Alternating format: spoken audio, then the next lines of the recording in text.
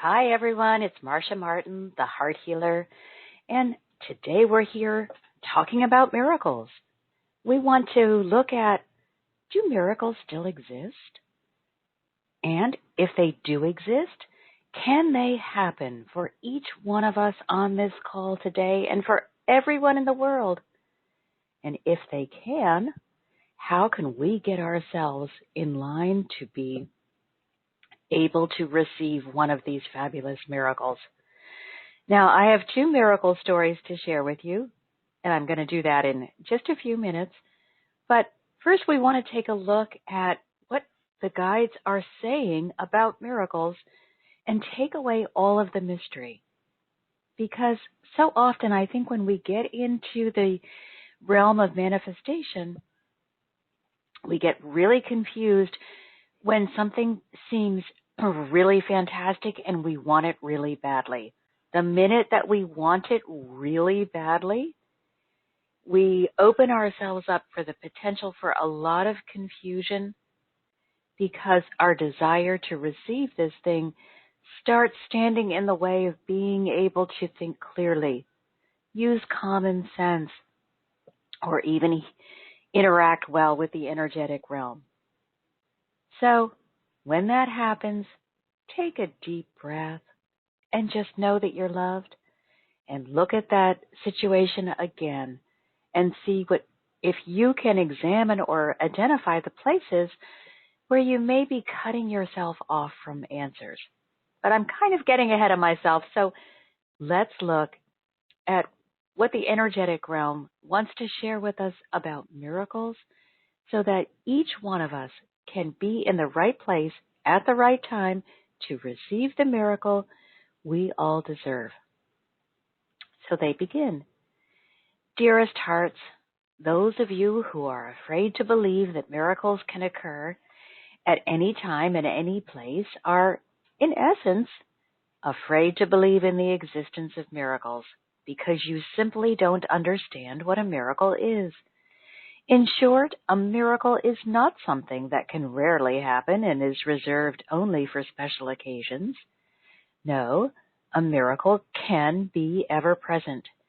The only thing you need in order to receive a miracle is faith that a miracle can occur.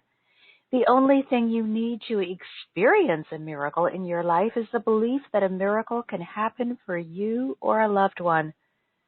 If you have faith and believe that you exist in a loving, supportive universe, and that the universe wants to enrich your life in every way possible, then you've just joined the receiving line for a miracle. A miracle is not something that happens separately from you. A miracle is something is not something that happens once and can never happen again. A miracle is not an anomaly or an odd juxtaposition of events that was a mere coincidence. A miracle is the coming into alignment of the giver and the receiver so perfectly that there can be no obstacle on the path. In truth, manifestation could be termed a miracle, but you often assign your daily manifestations to the commonplace category because they seem to take place so effortlessly. Yet, if you were taking an honest look at manifestation, at your ability to function with an autonomic nervous system that does the work of the body for you, you would call it miraculous beyond measure. Instead, it has become normal and you accept it as such, forgetting that the more you look at the miraculous side of things, the more easily you'll be able to manifest miracles in your own life. Remember, a miracle can and will occur when you are in perfect alignment with Source and your desire. Please, if we take nothing but this away, remember, not only can miracles occur, but they will occur as long as we allow ourselves to be perfectly aligned with Source and with that which we are desiring. Now, please do not think that you can believe one day Question the next and be neutral the following day and discover that you were capable of generating enough energy to facilitate a miracle. Those who receive regularly first believe that it's possible. Second, they do not waver in their belief. They don't go looking under every rock to find the trick. They simply accept what they desire desires them, and go about their day acting as if they already have their heart's desire. They are in a continuous state of gratitude, not because they feel they're undeserving, but received a gift anyway, but because they know they're loved and they want to express sincere and heartfelt thanks. Now, let us look at the elements that make up a miracle in more detail so that you'll be able to make a conscious connection to receive. As always, we can't walk around blindly saying, I just hope I get this right. We need to do our homework, get ourselves prepared, be participating in the manifestation process. First, know that a miracle is not something that you must force Source to give you. There's no need to beg, cajole, or plead. Do not bargain with God. Instead, choose to simply believe. Believe that Source wants to honor your request. Believe that you're worthy of receiving. And believe that a miracle is just like any other manifestation. You have come to define a miracle as that which is much too difficult to achieve on your own.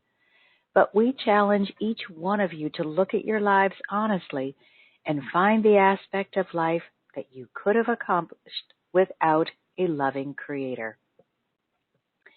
To make this clear, we'll present one simple miracle that makes all life possible. Without this, you would not exist in the physical form. Therefore, you must realize that you can do nothing without Source.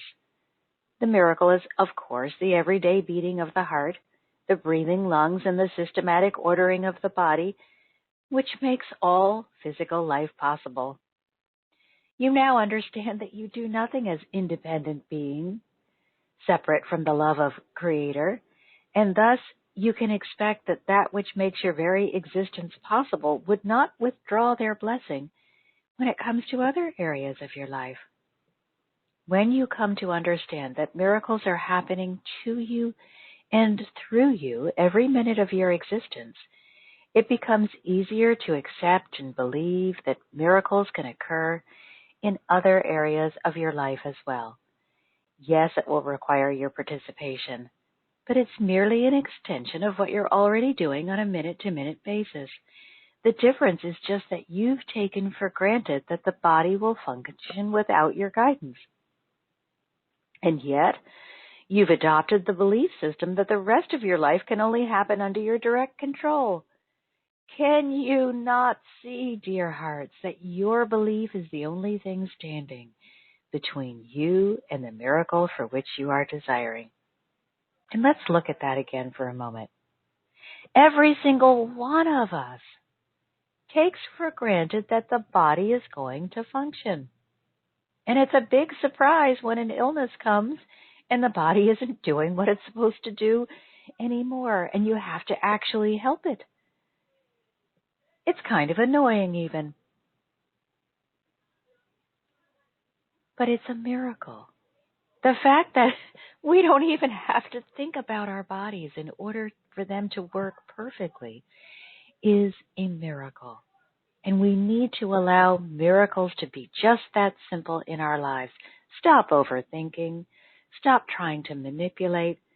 Just keep remembering what a miracle the body is, and place yourself in that state of acceptance, and then state your desire. Now we hear so many of you claiming that you've believed, that you've held on to your faith, and yet you saw no outward change in your circumstance. And to that we must ask, are you sure? Can you really state that your participation was absolute? If you look at where you are and where you need to be for the miracle to occur, you will perceive that there's a great distance. Many of you will experience it as a great abyss, an uncrossable distance that you're unable to navigate. This is the place where you'll begin trying to control your life. You'll attempt to negotiate with Source to make things happen in the order you've decreed, and during this time, you'll begin to fret when things don't appear to be happening as you've decided they should. Your desire to control the process, your idea of how things should be if they are to be right, plants the seed of doubt and moves you out of alignment with Source.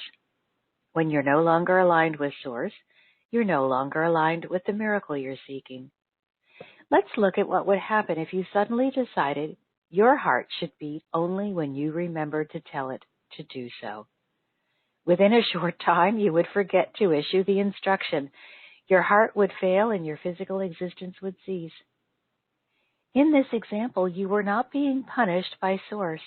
You had simply stepped out of alignment with the miracle of a regular heartbeat.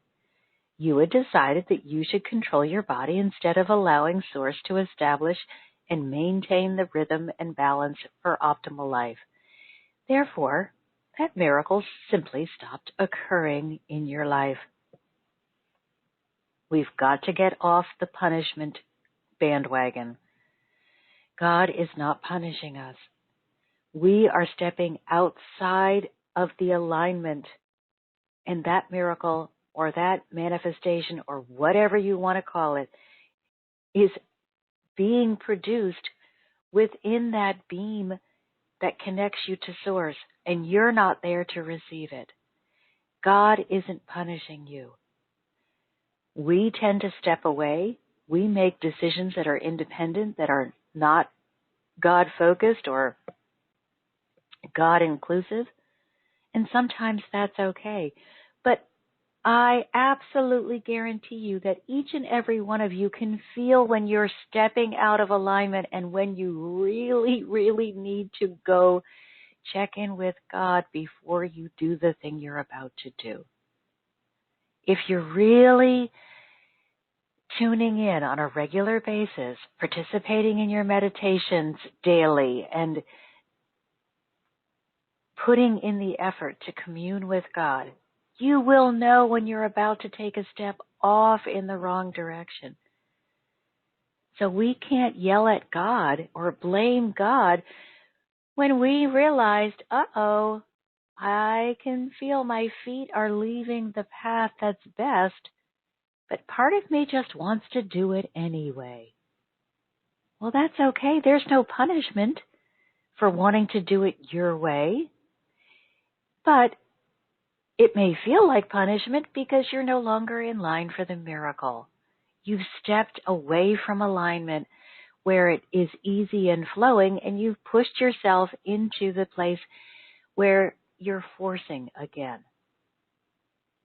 So let's begin taking responsibility. You asked if miracles exist, and we answered yes, but you must allow this to be true for you in your life.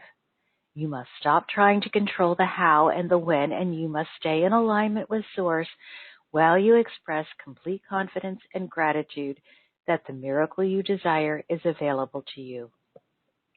A miracle cannot happen without your willing and active participation. Be ready, be willing, and be open to receiving. Refuse to entertain any doubt and refrain from interfering by placing artificial constraints such as time or place upon your desire. Miracles are happening every day. Become open to receiving so the blessings trying to find you can become yours. Remember, the miracle you seek lies just on the other side of doubt and fear. And I want to take a look just for a moment at the need that we feel to place constraints on how things are going to happen. It has to happen by this time, or in this place, or in this way. And I've been doing a lot of thinking about miracles this week because it was our topic, and I'm realizing when we start putting those kinds of constraints on it, we're really just expressing doubt. If I say to myself, well, I'm only going to believe if it happens at 11:11, well, I've just opened a doorway. I've opened an escape route for me because 11:11 may come and go, and I may not see that miracle or the thing that I had wanted. And so then I have the opportunity to say, see, I knew it wouldn't work. It didn't happen when I said it should or thought it should or wanted it to. Therefore, I'm 100% certain that this didn't work, and it will never work. I just gave myself a wonderful excuse for why I wasn't going to do the work on my side. By making that big statement, I put myself completely out of alignment with Source. There is no way I was going to receive a miracle when I'm claiming that it's not possible for it to happen. The two have no intersecting point. And I've said, well, look at that. 11:11 came and went, and I didn't get my miracle. That means I was right all along, and this whole nonsense of this spiritual nonsense is just that. It's just nonsense. There's nowhere in for that, no way for that miracle to get in. I don't have one open spot in my energetic field when I am participating in that kind of dialogue. So what I realized, at least for me, is when I was trying to control, well, if it doesn't happen by this date, my world is going to be over. And at that time, I was feeling very unworthy. This was a very deep, dark period in my life. And so then I would have the conversation with myself, oh, yeah, it didn't happen. I'm just not worthy of receiving this miracle or this desire. And then I would start trying to manipulate. And then I would say, okay, God, I get it. I'm not worthy. I understand that I've screwed up and made mistakes, and I'm just not worthy of receiving a miracle from you. But my children, God, look at my children. Don't you believe that you should bless them? Even if you only send enough so that they have something and I have nothing, it will be okay. Where was the miracle going to come in there? My children would receive something lovely as long as I hadn't polluted their minds and made it impossible for them to believe. But I had no room in my energetic field there. And so I want us to be so very careful about how we are interacting with what we desire. Now, I promised that I would tell you two miracle stories, because stories are always so fun. So I remember back in this deep, dark place many years ago where I just seemed to go from one mistake to the next in my life, and if I was successful, I was not able to receive it in any way. Anything that I said that I wanted to accomplish in that period, I accomplished because I was determined. However, even though I accomplished whatever goal it was that I was setting out to accomplish, it still registered as a failure. Somehow, I couldn't seem to do anything with what I was accomplishing. And so this brought on really severe financial distress, and the whole thing just got lumped into, I'm a failure, my life is one big failure, look what I've done, the blah, blah, blahs. I think we've all been there, especially when it comes to finances, because they're so ouchy. Also, physical health is another one. We often feel that maybe we failed somewhere along the way by not being able to maintain our health. But In this particular case, I was really focused on the fact that the material well-being, the safety and security that I wanted in my life wasn't happening. And I was sure that I was to blame. So at this point, I started having conversations with God about how much I needed a miracle. But in the background, I knew I needed one or wanted one, but absolutely no part of me believed that miracles still existed. And I would have conversations with myself like, oh, wouldn't it be nice if miracles still existed?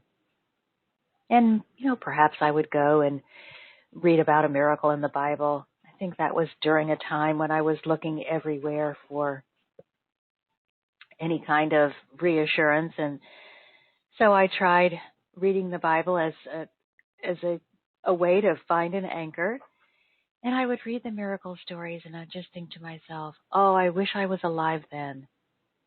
I wish that I could exit this life and just go into a life where Jesus was walking on the earth and I could experience a miracle. Well, not surprisingly, no miracles happened in my life that I allowed in. I still had the miracle of my body functioning perfectly. And honestly, we still had the miracle of continuing on day by day. Not in a spectacularly wonderful fashion, but the kids were fine. They went to school. They had food on the table.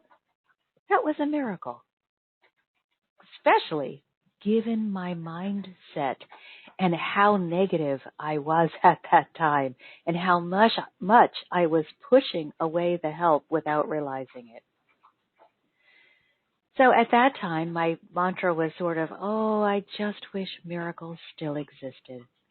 I always felt that, oh, my life would be better if I could find a way to bring a miracle forward, or just go back to that time and live in the age of miracles. So that was that unhappy miracle story. But let's fast forward to present day, and I need to write this blog post. Well, that also happens to coincide with my son's birthday, and so I had a very short window when I could get this written. And usually, because it's California and it's warm outside, I go outside and I have a quiet place where I can write a table, and it's just less confusion than with people running all around the house and neighbors everywhere. So I go outside, and no sooner do I sit down, and then it becomes like Battle of the Bands. For some reason, my neighbors several doors down on either side had decided that this was the day and the exact moment when they needed to play their music so loudly that it was like we were at an outdoor concert with competing bands playing at the same time. So I said to myself, oh my gosh, how am I going to do this?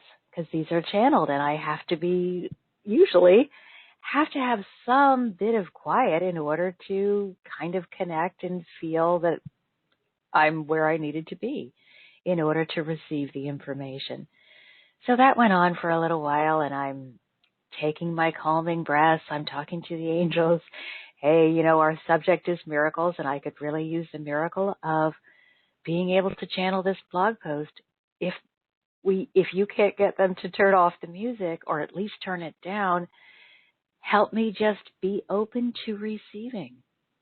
Now listen to the difference before, oh, I wish miracles still existed, when my life was completely destroyed, dark, and desperate. And today I'm saying, hey, if we can't turn the music off, just make me a better receiver. Help me out with the receiving. One place completely disbelieving, the other place in total belief. Okay, so the music does not turn down. It pauses every once in a while, and I'm thinking, oh, hooray! And then, of course, it's just between songs. So they're playing this music, and I'm like, okay, I got to do this anyway. I just have to do it. Can't be a baby and just sit down and whatever you get, you get. So I sat down, did the blog post. It sounded so silly to me, what I was writing. Not silly, but just so disjointed. I guess that would be a better word. I felt so confused and disjointed. But I finished. And of course, as soon as I finished, I said, okay, God, I absolutely commit to doing this over, even if it's 2 o'clock in the morning by the time I have the opportunity to sit down again, since I've got to move forward for my son's birthday. I absolutely commit to doing this over, as I don't think this is worthy of you. So I come in the house. I still haven't read it. I come in the house and I sit down because I thought, well, maybe I should just type it up anyway, because, maybe there's more here than I think there is, and maybe it'll be okay.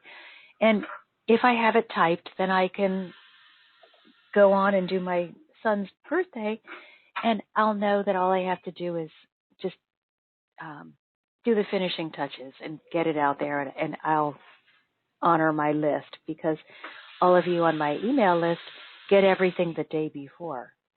So it was just really important for me to keep my word to my list. So I sit down and I start to type it, and now my neighbor in the front starts her music, and her music becomes so loud that the walls start vibrating. And so at this point, it's becoming laughable. And so I'm sitting there and I'm typing and I'm thinking, oh my gosh, I can't even think. I have no idea what I'm typing. I hope that this blog is any good. All right, I get it typed. Her music goes off. It's like as soon as I finish, her music goes off and she decides she's going to do something completely different. But I don't have time to look over it again, because I got to go take care of the things for my son's birthday. So it's not until I've kind of let go of the whole thing, I have gone and gotten the last minute things that I needed to cook his special dinner for his birthday, and made that, and we had the whole lovely party and all of this. And it's not until all of this has occurred, and I had kind of forgotten about this blog post, and I realized, oh my gosh, I don't have it set up to go out tomorrow. And I didn't even check to make sure, spelling, punctuation, all that kind of stuff. I've got to take care of that. And then it hit me, oh my gosh, I might have to channel another post because that one was so kooky. And I sat down and read it again. And yes, I had to make a few minor edits, but I started to cry. It was so beautiful and so powerful and so clear. It just showed me that if we will suspend our disbelief, if we will just be open and willing to working with God in whatever way is best for us, God will do more than their share. There was no quiet. There was not even a moment where I could really think. It just felt like a mishmash of confusion and chaos when I was writing down the words. And yet, what I received was so beautiful, so clear, and so easy for all of us to use. So please, this holiday season and moving forward from here, please use the advice in this blog post. Please stop looking at miracles as something outside of yourself, or something that used to happen but can't happen anymore. Just allow the miracle that you are, your physical functioning body, to remind you how ever-present miracles are, and how close they are to you right now. Now, before I start taking questions, I just want to go over a couple of things because it is so important to me that you understand that a miracle is something that God desires for you to receive. So we need to remember, a miracle can happen at any time or place. It's not reserved for a special occasion. It didn't happen once and is not going to happen again. That those of us who celebrate Christmas make a big deal out of this particular miracle, what they call the virgin birth. And we've based a whole ideology on that. But every other religion has something that's wonderful and miraculous in it. And just because we are not paying attention to it doesn't mean anything. So we need to remember that miracles are not received for special occasions, and they are not religion dependent. If you are not religious, if you don't consider yourself aligned with any particular religion, which I really do not consider myself aligned with one particular religion, that is not going to stand in the way of you receiving a miracle. Miracle and religion do not line up. They are not necessary. The two are not necessary to be in the same place. They're not equal. Religion does not equal miracle. So just let go of that. If you are very religious, there's nothing stopping you from receiving a miracle. However, if you do not relate to religion in any way, there is also nothing stopping you from receiving a miracle. And remember that miracles are a present-day reality. But let's go over the requirements for a miracle. Faith and belief. You got to have faith that it can happen. If you can't hold on to the faith that it will happen, it's very unlikely that you're going to be available when that miracle is happening. And belief that it will happen. If you cannot believe that it will happen for you, again, very unlikely that you're going to be in the right place to receive, or that you will allow yourself to receive. Because the most important thing that we need to remember is you got to be paying attention, because that miracle may be taking place right in front of your eyes. But if you've already decided, I'm not going to look, and I refuse to acknowledge that miracles are real, you're not going to see it.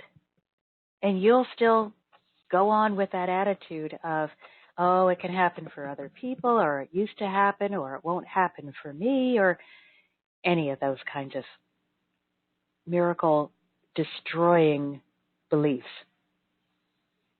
And remember that a miracle is the coming together, coming into alignment of the giver and the receiver. It can't just be one way or the other. And David, I'm going to call on you in just a minute.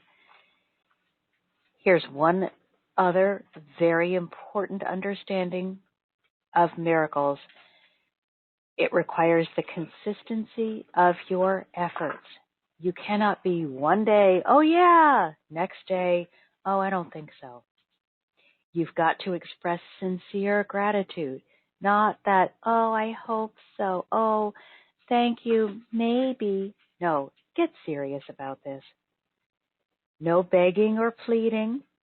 God doesn't need your begging, wailing, annoying prayers. You can talk straight. You don't have to manipulate. And remember that you've got to stay in alignment with what you want to receive. You can't be bouncing all over the place. So let us agree that we're going to stop trying to control and just be, but be a willing and active participant. And also, can we agree together that we're going to refuse to entertain doubt? And one of the best ways that we're going to do that is to take away those artificial constraints, time, date, place, any of those things. All right, David, do you have a miracle story for us today? You are a miracle. That's your story. Just one? Well, like you said, life is a miracle. But, it's so funny because you were talking about all this and it kind of hit me in the face again how funny it is that we think we have a say in how miracles can happen. We're we're so busy and we're trying to force everything to happen and rush and then suddenly something comes up like for example your beautiful talk and then you start thinking again like, oh yeah, patience. Why do I force everything? Because everything in life is a miracle, but we run around and we don't see it. And we've got to give ourselves credit, though. I mean, I 100% agree with you, but they're telling me right now, don't forget to give yourselves credit. We do live in a highly sensory world, a highly stimulating world of sensory overload. So it can be easy for us to get distracted. We can get pulled away to the side, from one side to the other. When they were playing that music, I wasn't in my calm, peaceful receiving state. Mm-hmm. I was trying not to tense up, but I was making it much more difficult than it needed to be. All I really needed to do was just this is the way it is. Take a deep breath and let whatever is going to come through. But I wanted to be annoyed, then start laughing about it because how ridiculous it was, and then back to annoyed, and then frustrated. And okay, so I experienced all of those emotions, and I was kind of moving back and forth in my alignment. But I had a basic desire to be there. And so I think, yes, we love to rush. We love to try to force it. We'd like to see, how quickly we can make these things happen. But they're kind of saying right now, just give yourselves a break. And if your heart is in there, even though you're screwing it up, even though you're making it difficult by starting to do the forcing or the, it's not happening fast enough, that kind of thing, they're saying just kind of go easier on ourselves. We are dealing with so much. So much of our life has sped up that we're used to this almost frantic pace of being able to get everything done instantly. So let's look where our hearts are, and if we are sincerely desiring to be in the right place, huge kudos to you. If we go back to where I was when I was really in that desperate, dark place, I didn't want to be in the right place. I was enjoying my pity party. Oh, poor me. Miracles don't exist anymore. I wish God would just send me a miracle, but it won't happen. My heart was not engaged in the process. I was still too busy being sorry for myself to be an active creator. I was actively creating the wrong things, but I was so busy feeling sorry for myself that even if God had dropped bags of gold into my backyard, it probably would have taken me weeks to find them. I was looking in the, I was just so consumed with how things were not going the way that I wanted them to go, and how sad it was I was such a failure. I wasn't looking for any good thing. I wasn't participating in the partnership. I was just finding reasons why things couldn't move or wouldn't move forward so that I could be right. Look at me. My life is terrible. I knew it would be.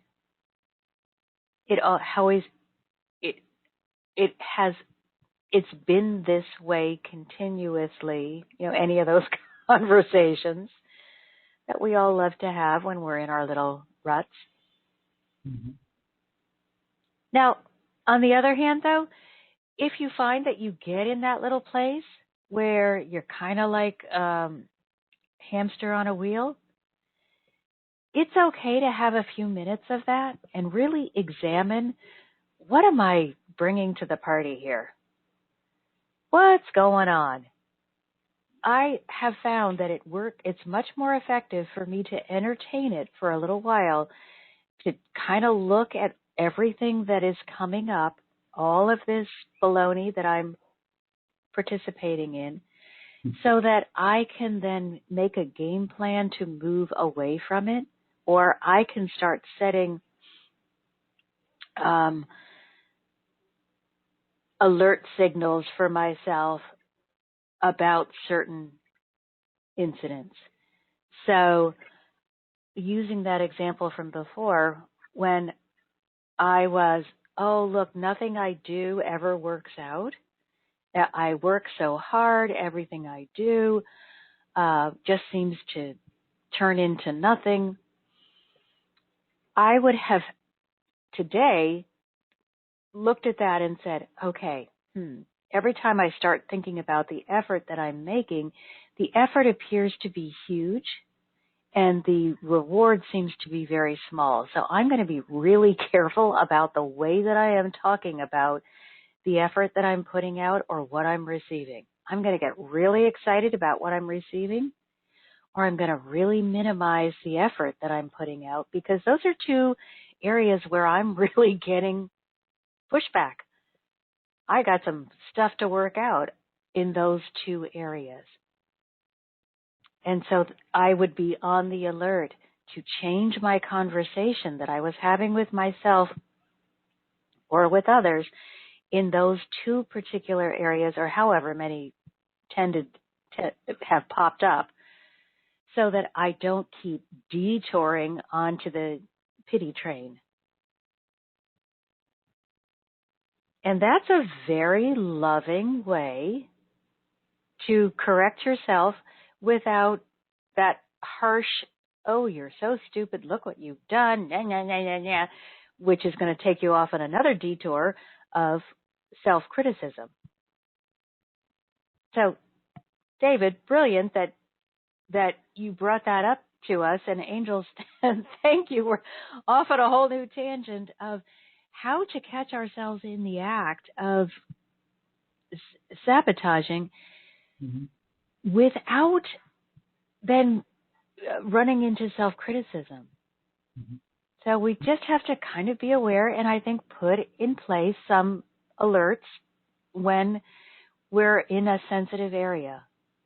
And as I said before, for me it would have been, all this effort with very little return, 2 sensitive areas. I better stay out of those woods for now, because they're really a swamp, or quicksand. And why don't I look at something else that's going well? So that's something that we can help to keep ourselves miraculously ready or open and receiving, and keep ourselves out of the quicksand of doubt. Because that's all I was really saying. I doubt anything is going to change because, look, this is the way it's always been. Yeah. Or, poor me, I got to work so hard and I don't get paid very much. Blah, blah, blah. We're good in doing that. Yeah, that one is a favorite one. And I got to tell you, I am also realizing I'm carrying some of that still to this day. And so I'm going to completely change the way I'm talking about my work, because I'm looking to expand and do different things. And I find myself saying,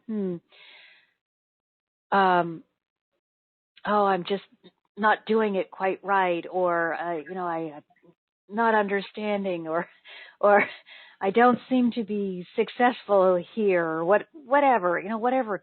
I can't even come up with a good example, but I'll know it when I start doing it, because now I'm aware, that's still a little bit of a sticking point that I need to undo. And as always, the best undo button is in the heart. Go in there and clear it out. Have a conversation with yourself. Why do you think that's acceptable? What are you hoping to gain? What past trauma has made that become active, so that you'll automatically run to, oh, it's not enough. Oh, that's what I'm doing right now. It's not enough. Whatever effort I'm putting out, oh, it must not be enough. That kind of conversation. So we need to get into the heart and take a look and say, ooh, hello there, past trauma, limiting belief, negative thinking. I don't want you anymore. You are not allowing me to move forward. You may have been trying to protect me, but I don't want you anymore, so I need to replace you with something more positive.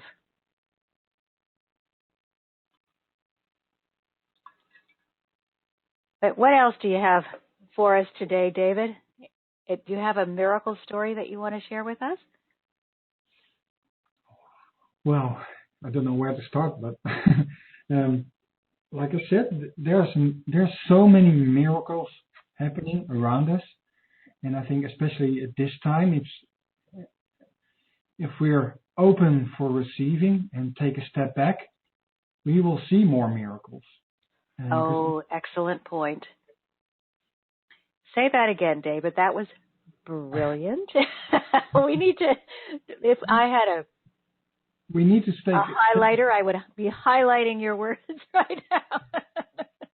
Well, I'm in the same position as you, and maybe most of the listeners too.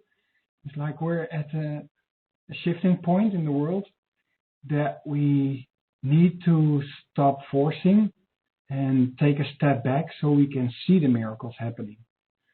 Because they're here. Everything around us is a miracle, and you'll see the world differently if you slow down a little bit more. And take that step back. Brilliant, brilliant, brilliant. Because we do tend to get in the thick of things and get all caught up. But the minute we take that step back, we can see all that is being done on our benefit. Just a little example that they gave us. Let's pretend for a moment that we're in charge of telling our heart to beat. I mean, that was such an obvious example, but that gave me the ability to take such a huge step back from our physical existence. And it just completely stopped me in my tracks. I thought, wow, I would last for about 7-8 seconds. And then I would forget to say beat, beat, or I would not get to do anything else with my life, and I would be completely consumed with issuing the instruction to my heart to beat. And it's something I never think about. Never. At least in my life, I know that there are people that are very conscious of the way their body is functioning. My health is great and has been good for a really long time, and so I may not be that thankfully grateful to my body to say, hey, every once in a while I think, oh, you're great, keep going, you're doing amazingly well. But if I had to be in charge of keeping us well, oh, no, it's not where my mind goes automatically. It would be a huge struggle for me.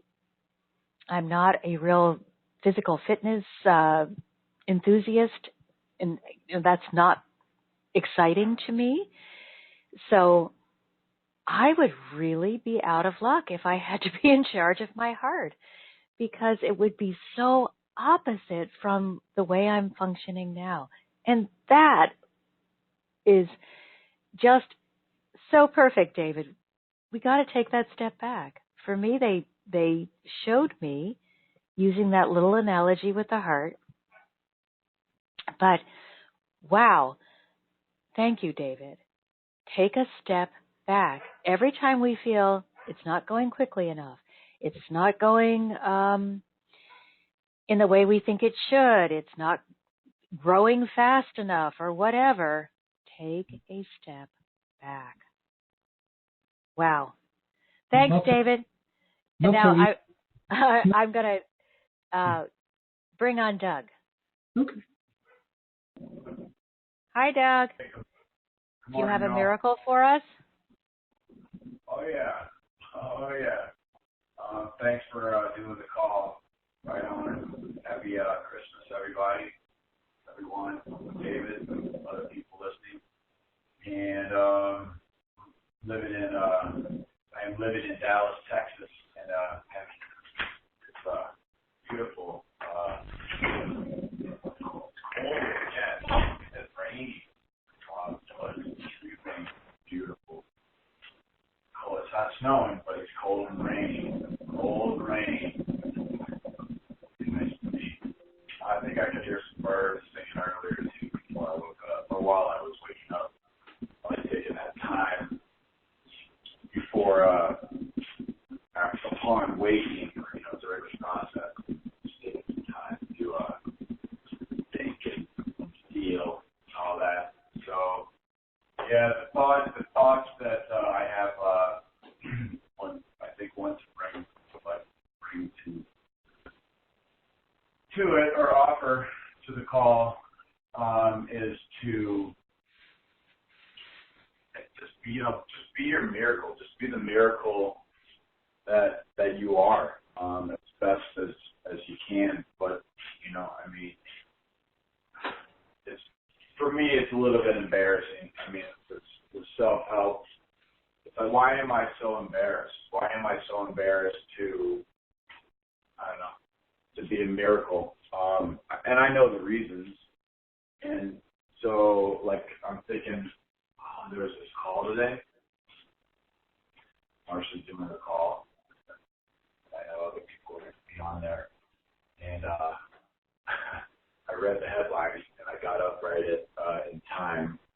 And it's kind of like there's three different kinds of people in the world. There are, how I'm seeing it, how I'm relating, are,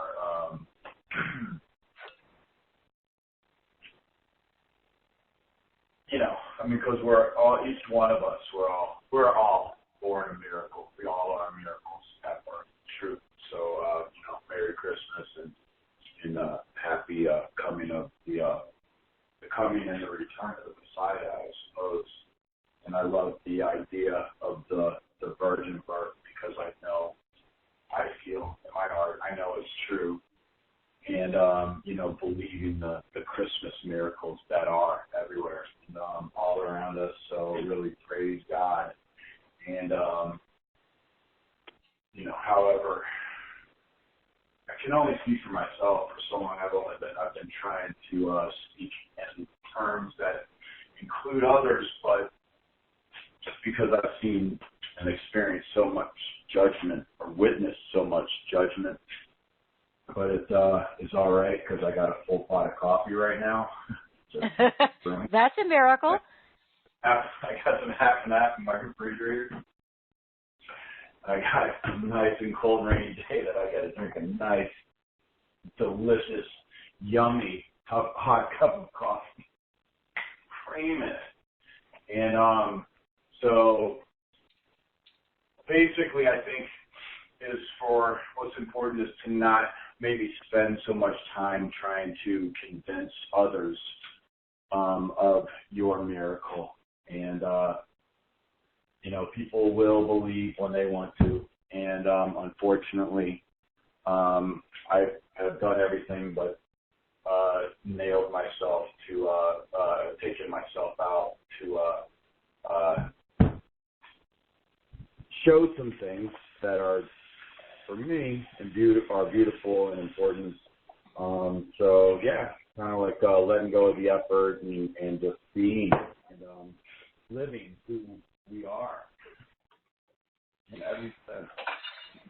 Doug, that is not only thought sense, but feeling sense and thinking sense and making sense and doing things that make sense for each of us.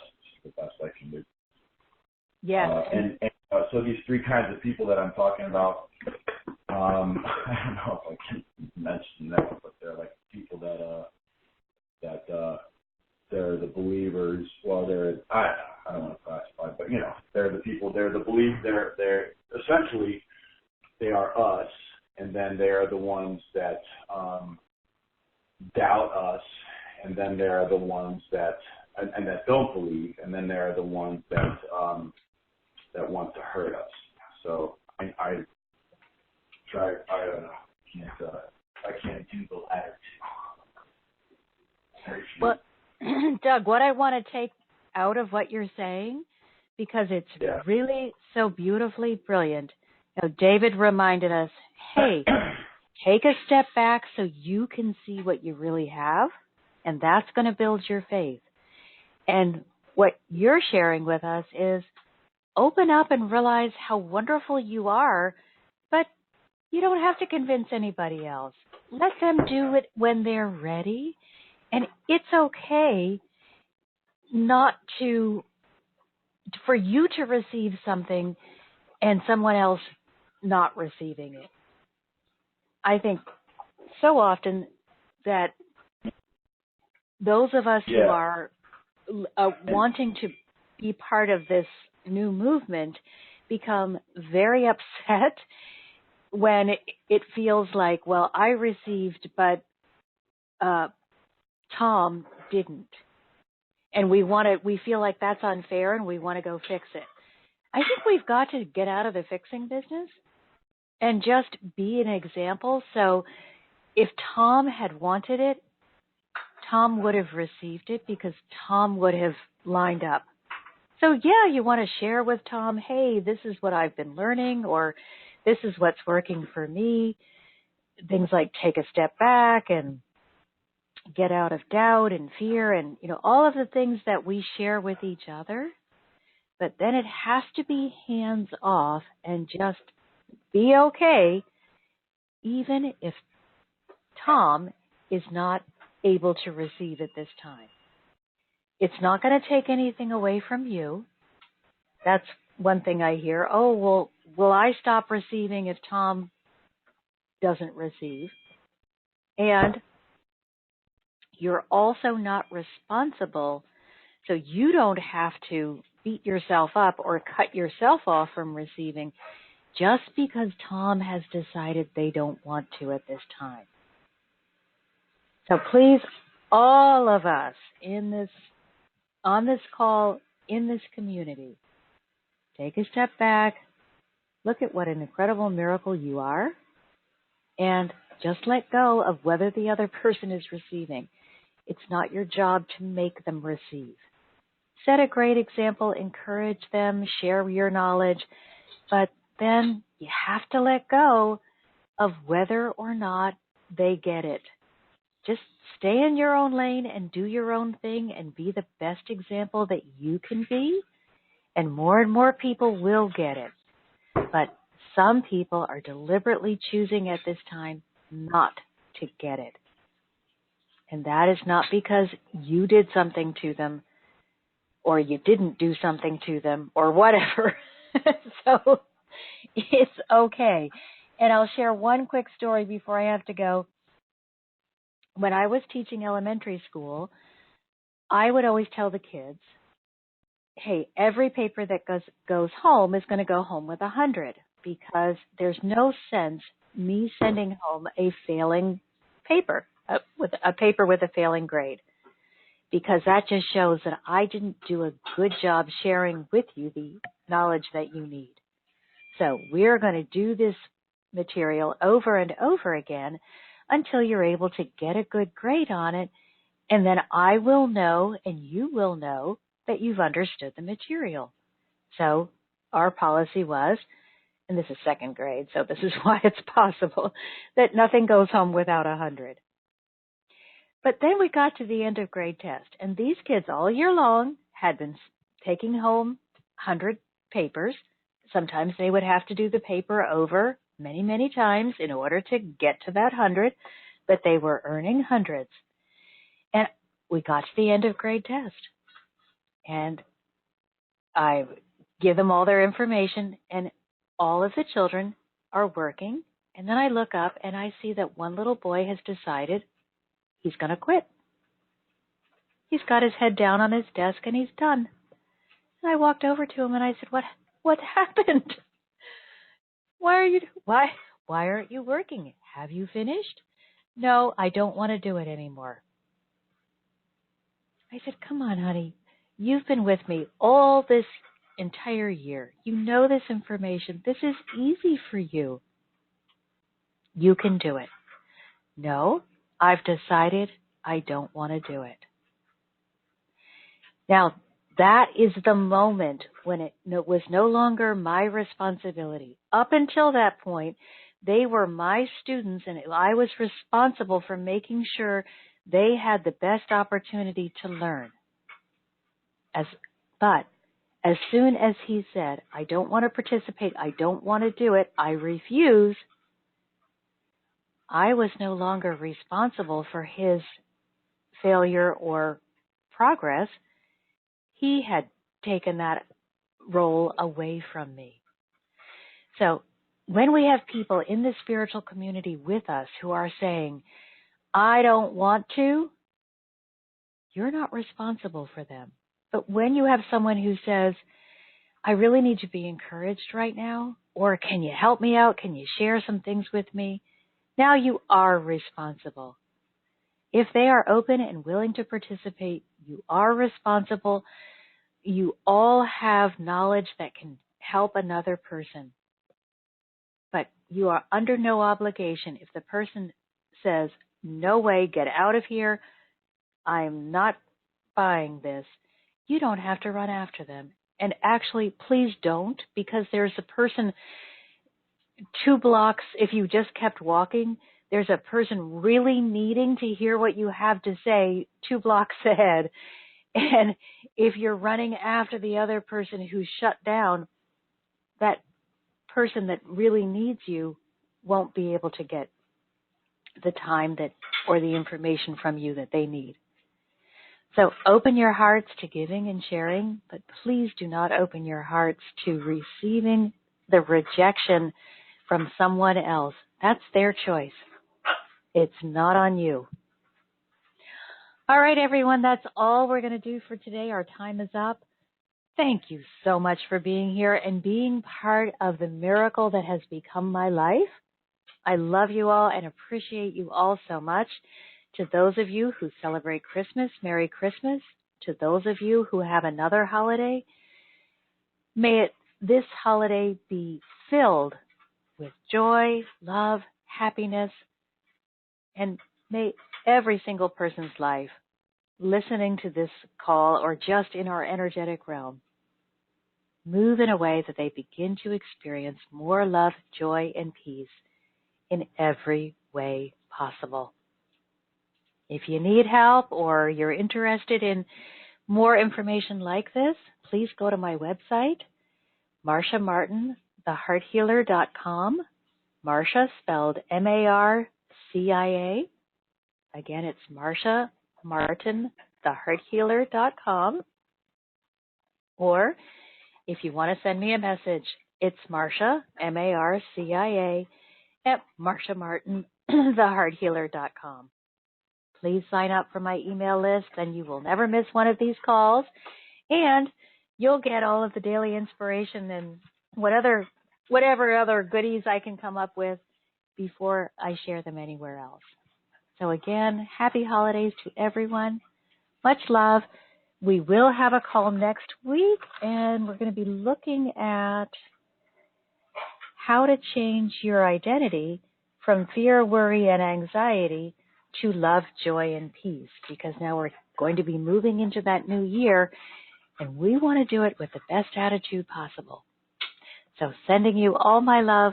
Thank you all so much for participating and for being the incredible, lovely hearts that you are.